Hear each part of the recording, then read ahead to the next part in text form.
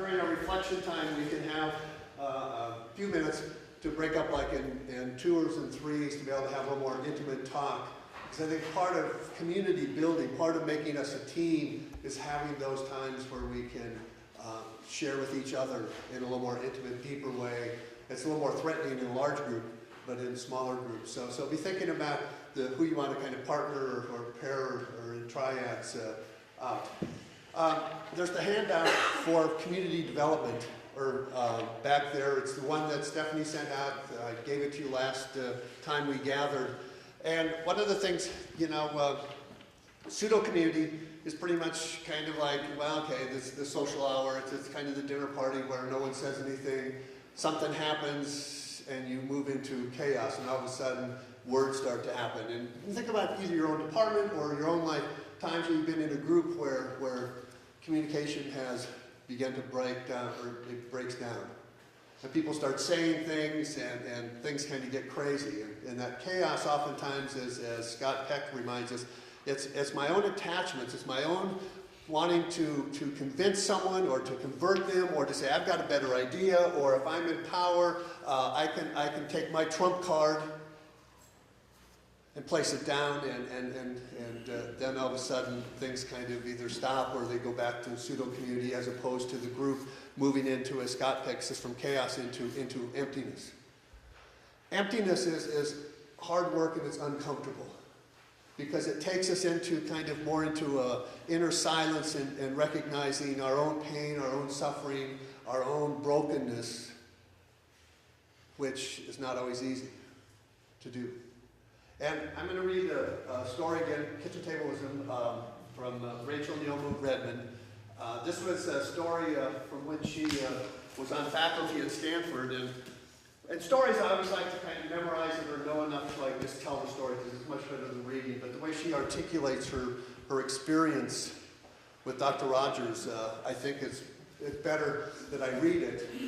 And then I invite you, after I end that, we'll sit in silence for just a moment and then kind of break up into groups and think about whatever you want as far as what barriers do you bring with you when you're leading in your department or you're in a group that kind of could interfere with, and what fears maybe do we have? Because when we really trust the group to kind of move through and come up with a solution or an answer, that can be scary. Because it may not be what I think, and that's, again, my attachment that I have to be careful about. My experience is when I've really seen a group move into true community, the result of what we've accomplished or been able to do when we've been able to set aside our things or argue them out and get to that kind of emptiness, the solution and what surfaced was something greater than any one of us could have brought to the group and accomplished. And how I experienced that was, got a pastor's group. We're no longer meeting, but for 20 years we met. And when a member would leave, we'd get together to have a day to honor that person, come up with a name and have this ritual.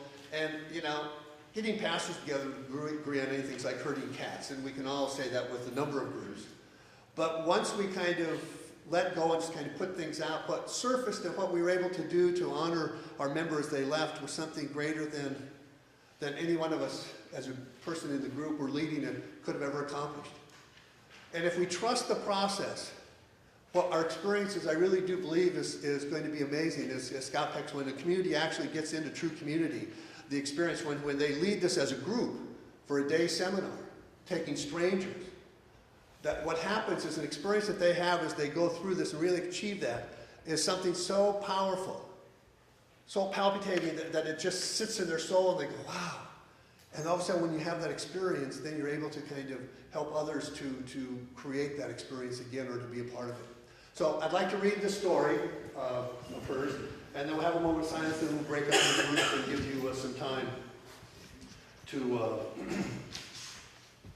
find it.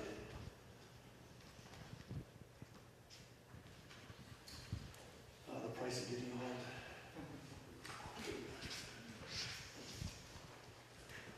We can all influence the life force.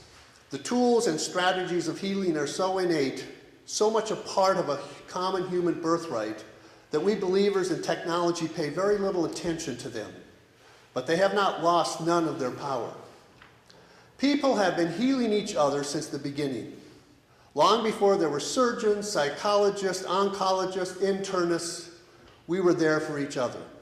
The healing of our present woundedness may lie in our recognizing and reclaiming the capacity we all have to heal each other, the enormous power in the simplest of human relationships, the strength of a touch, the blessing of forgiveness, the grace of someone else taking you just as you are and finding in you an unexpected goodness.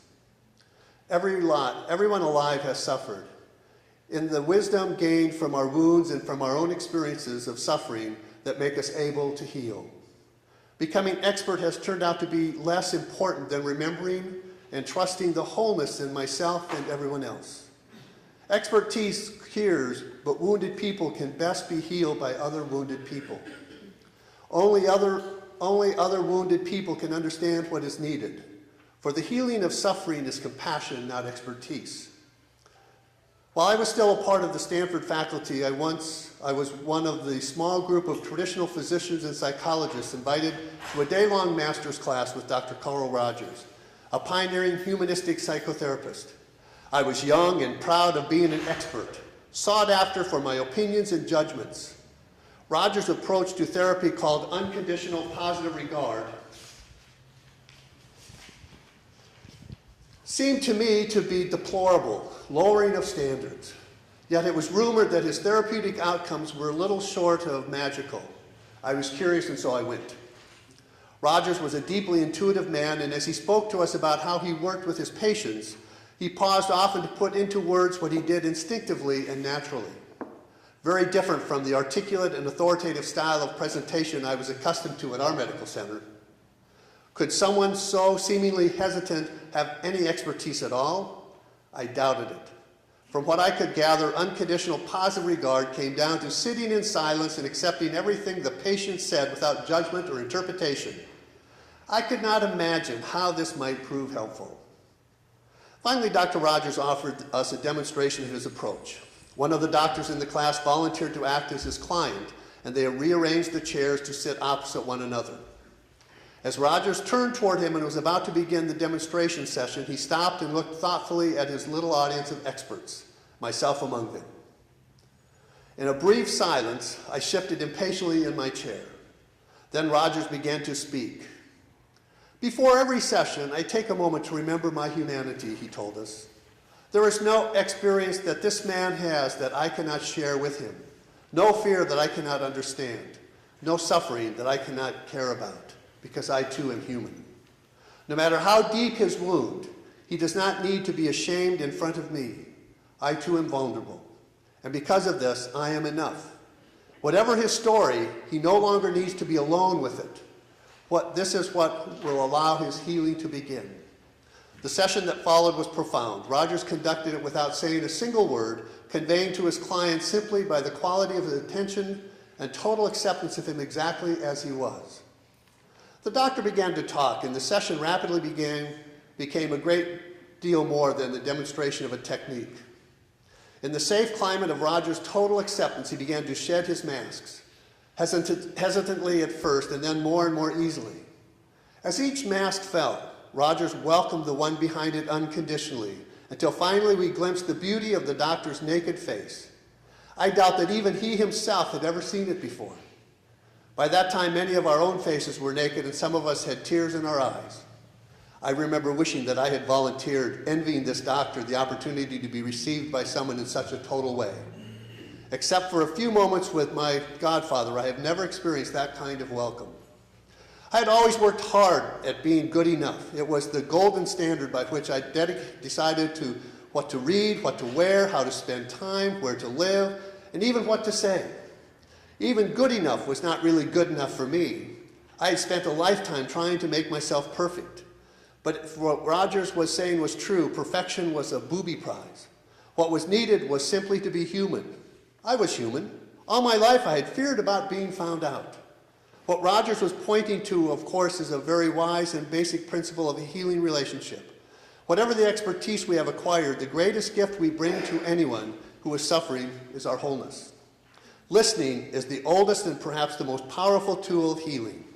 It is often through the quality of our listening, not the wisdom of our words, that we are able to affect the most profound changes in the people around us. When we listen, we offer with our attention an opportunity for wholeness.